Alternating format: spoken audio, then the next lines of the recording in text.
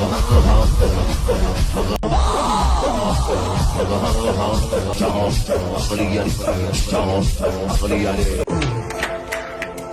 اللہ. السلام علیکم یا مولا عباس، اللہم صلی علی محمد و آل محمد. آپ کو پتا ہے زندگی میں جب بھی مشکل میں پھنسا ہوتا ہوں تو آپ کے قدموں کو ہاتھ لگا لیتا ہوں، آپ مجھے دودھ میں سے بال کی طرح نکال لیتے ہیں. اب اندازہ کریں کہ ہماری کیسی لاجک اور کیسی عقل ہے. جی جی. وہ اللہ جس نے اعلان کیا ہے کہ اجیب دعوت الداعی اذا دعان، کہ میں ہر وقت ہر جگہ پکارنے والے کی پکار کو سنتا نہیں، قبول کرتا ہوں. اللہ، جس نے یہ اعلان کیا ہے اس کے بارے میں ہمیں شک ہے کہ ڈائریکٹ نہیں سنتا. سبحان اور جو اللہ، منو سبحان مٹی کے اللہ، نیچے پڑا ہے، سبحان جس کے بارے میں قرآن کہتا ہے انک لا تسمع الموتى، سبحان کہ آپ مردوں کو نہیں سنا سکتے، جی. اس کے بارے میں ہمیں یہ یقین ہے کہ یہ ڈائریکٹ سنتا ہے. سبحان اللہ، اصل میں یہ عقیدے کی بات ہے. بالکل صحیح.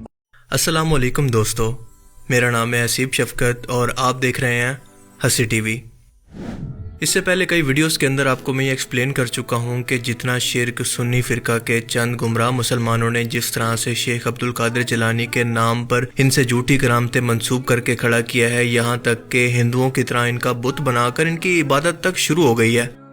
مسجدوں میں بھی اللہ رسول کے نام کے اوپر ان کے پیر کا نام لکھ دیا گیا ہے. اور یہ بات آج ایک ہندو کو بھی سمجھ میں آ چکی ہے کہ آج ان مسلمانوں کے اندر اور ہندوؤں کے اندر کوئی فرق باقی نہیں رہا. مسلمان بن گئے لیکن بھجن کے بنا چین نہیں پڑتا تو قوالی لائی، مورتی پوجا کی عادت لگی ہے تو مزار قبر کی پوجا شروع ہو گئی. اب اس کو اگر یہ سمجھ میں آ جائے بھارت کے مسلمان کو کہ ہماری کیول پوجا پدھتی بدلی ہے، ویسے تو ہم ہندو ہی ہیں، ہندو پروجوں کے وانشج ہیں اور ہندو سنسکرتی کی وراثت ہے، ہندو سوبھاو ہی ہم کو ملا ہے، تو سارا جھگڑا ختم ہو جائے گا. بالکل اسی طرح سے اہل تشیع فرقہ کے گمراہ مسلمانوں نے یہ شرک حضرت مولا علی علیہ السلام کے نام پر شروع کیا ہوا ہے اور ایسی گستاخانہ اور بت پرستوں والی رسمیں شروع کر دی ہیں جن کو دیکھ کر فرق کرنا مشکل ہو جاتا ہے کہ ان میں اور بت پرستوں کے اندر آخر کیا فرق باقی رہ گیا. جیسا کہ یہ ویڈیو، اس ویڈیو کو دیکھ کر جج کرنا مشکل ہے کہ یہ کوئی میوزیکل کنسرٹ ہو رہا ہے یا پھر بت پرستوں کی طرح کوئی میلہ، کچھ سمجھ میں نہیں آ رہا. مولا علی علیہ السلام اور حضرت حسین کی تصویر لگا کر ماتم کے نام پر یہاں پر ایک عجیب سا تماشا لگایا ہوا ہے. ذرا ایک لمحے کے لیے تصور کریں کہ ایک تصویر، ایک مورتی لگا کر اس کے سامنے عبادت کی طرح شرک کیا جا رہا ہے. یہاں تک کہ امام حسین علیہ السلام کا ایک بت بنا کر، مجسمہ بنا کر ان سے مدد مانگنا شروع کر دیا گیا ہے. جی ہاں، ذرا یہ ویڈیو دیکھیں. علیکم یا ابا عبداللہ الحسین، السلام علیکم ورحمۃ اللہ وبرکاتہ. اللہم صلی علی محمد و آل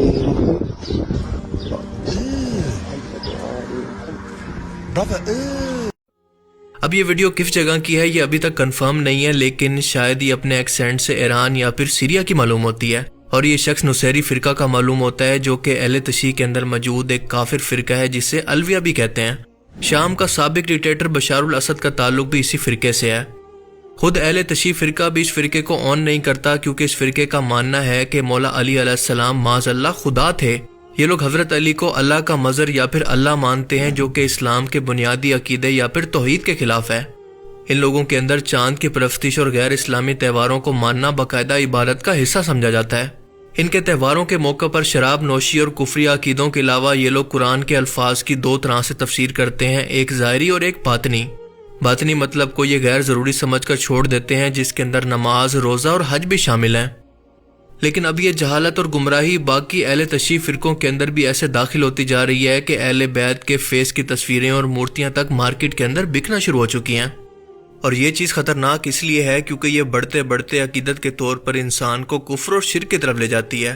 لوگ ان تصویروں کو یا پھر مورتیوں کو عقیدت یا پھر احترام کے طور پر گھروں کے اندر لگانا شروع کرتے ہیں اور آہستہ آہستہ ان کو برکت کی وجہ مان کر اتنی عزت دینا شروع کر دی جاتی ہے کہ ان کے آگے سجدے بھی شروع ہو جاتے ہیں. لہٰذا خرابی کی جڑ کو فوراً سے پہلے کاٹنا انتہائی ضروری ہوتا ہے. شرم کا مقام تو یہ ہے کہ بڑے بڑے فیملی ولاگرز جن کی کئی ملینز کے اندر آڈینس ہے شرک کو پرموٹ کر رہے ہیں، کیونکہ جس شخص کو یا پھر شخصیت کو آپ اپنا مشکل کشا یا پھر اپنی مشکلیں حل کرنے والا مان لیں، دراصل آپ اس کو اپنا رب مان لیتے ہیں. کیونکہ اللہ نے قرآن کریم کے اندر یہ صفت اپنے لیے اپنی جانب منسوب کی ہے، کیونکہ اللہ فرماتا ہے، جس کا مفہوم ہے کہ بھلا بتاؤ تو کون ہے جو کہ مشکل کے اندر پھنسے ہوئے شخص کی فریاد کو سنتا ہے اور اس کی مشکل کو اس سے دور بھی کرتا ہے؟ کیا اللہ کے سوا کوئی اور مشکل کشا بھی ہے؟ اب اس کا سیدھا سیدھا مطلب یہ ہے کہ ان جاہلوں نے کبھی قرآن کو پڑھا ہی نہیں ہے، اور اگر پڑھا بھی ہے تو اس کو سمجھا نہیں، ورنہ اس طرح کے شرک کرنے سے بہتر ان کے لیے اپنی جان دینا زیادہ آسان ہوتا۔ اور اب بات تو یہاں تک پہنچ چکی ہے کہ ماتم کے لیے استعمال ہونے والے علم کی بدعت اب ایک مجسمے کی، ایک بت کی صورت اختیار کر چکی ہے، اور جیسے ایک بت کی تعظیم اور اس کی عبادت ہوتی ہے، بالکل اسی طرح سے ان علم کی بھی تعظیم شروع ہو چکی ہے، اور اس بات سے خود صاحب علم شیعہ علماء کرام بھی پریشان ہیں کہ آخر ان کی عوام کہاں جا رہی ہے۔ زلجنا تک بات تھی، اب تو دھیرے دھیرے علم بھی مکمل مجسمہ بنتے جا رہے ہیں۔ آج ہمارے ہو رہا ہے، آج باقاعدہ مکمل علم بھی ایک انسان کی شکل میں بن جاتا ہے، یعنی آج علم بھی نکل رہا ہے تو ایک مکمل مجسمہ بنا کر نکالا جا رہا ہے۔ کسی جاندار کا مجسمہ بنانا مذہب اہل بیت پر حرام ہے۔ شیعہ مذہب میں کسی بھی جاندار کا مجسمہ بنانے کی مذہب اجازت نہیں دیتا ہے، جو بنا رہا ہے وہ حرام کام کر رہا ہے۔ اب ظاہر ہے کہ جب یہ لوگ ماتم کو، ذوالجناح اور علم جیسی بدعات کو دین کا حصہ بنا کر لوگوں کے سامنے اس کو ثابت کریں گے تو اس کا نتیجہ تو یہی نکلے گا، پھر یہ شور کیسا؟ اللہ کے رسول نے تو یہ فرما دیا تھا کہ ہر بدعت گمراہی ہے اور ہر گمراہی جہنم میں لے جانے والی ہے۔ اپنی وفات سے کچھ عرصہ پہلے تک بیماری کی حالت کے اندر بھی آپ کو امت سے صرف شرک کا خوف تھا۔ حدیث شریف کے اندر آتا ہے جس کا مفہوم ہے کہ جب آپ کی دو پاک بیویاں آپس میں ایتھوپیا کے گرجا گھر کی خوبصورتی کے بارے میں یہاں پر لٹکی تصویروں اور یہاں کی مورتیوں کی تعریفیں کرنے لگی تو آپ نے بیماری کی حالت کے اندر اٹھ کر فرمایا کہ یہی تو اس امت کی سب سے بڑی خرابی تھی کہ جب ان لوگوں کے اندر کوئی نیک شخص فوت ہو جاتا تو اس کی قبر کو سجدہ گاہ بنا لیتے، اس پر مجاور بن کر بیٹھ جاتے، اور میں تمہیں قبروں کو پکا کرنے سے، ان پر عمارت بنانے سے اور اس پر مجاور بن کر بیٹھنے سے منع کرتا ہوں۔ پر آپ دیکھیں کہ آج امت نے بالکل اس کا الٹ شروع کر دیا ہے، اور یہ لوگ آج کے ٹائم کے اندر اس شرک کے اندر، اس اندھی تقلید کے اندر اتنا گر چکے ہیں کہ اگر آج آسمان سے فرشتے بھی اتر کر انہیں حق بات بتائیں تو یہ ان کو بھی کہیں گے کہ کیا ہمارے باپ دادا غلط تھے؟ کیا تم ان سے بھی زیادہ جانتے ہو؟ اگر آپ کو یقین نہ آئے تو ان لوگوں سے اس موضوع پر بات کر کے دیکھ لیں، الا ماشاءاللہ کوئی آپ کی بات سننے کے لیے تیار بھی نہیں ہوگا۔ اب جو لوگ کہتے ہیں کہ اللہ کے رسول نے فرمایا تھا کہ مجھے تم سے شرک کا خوف نہیں، وہ دراصل جھوٹ بولتے ہیں۔ دراصل آپ صلی اللہ علیہ وسلم کے اس فرمان کا مطلب تھا کہ میری پوری امت کبھی بھی شرک پر اب جمع کبھی نہیں ہوگی، اور اس بات کا ثبوت ہے حضرت عائشہ کا وہ فرمان جس کے اندر وہ فرماتی ہیں کہ اگر ہمیں اس بات کا ڈر نہ ہوتا کہ لوگ رسول اللہ کی قبر کو سجدہ گاہ اور شرک کی جگہ بنا لیں گے تو ہم ہر زائرین کے لیے رسول اللہ کی قبر کو ایسے ہی کھلا چھوڑ دیتے کہ جو بھی مسلمان چاہے جب بھی چاہے رسول اللہ کی قبر کی زیارت کے لیے آ سکتا تھا۔ تو اب ذرا بتاؤ کہ اگر امت سے شرک ختم ہو گیا ہے تو کیا یہ بات حضرت عائشہ کو پتہ نہیں تھی؟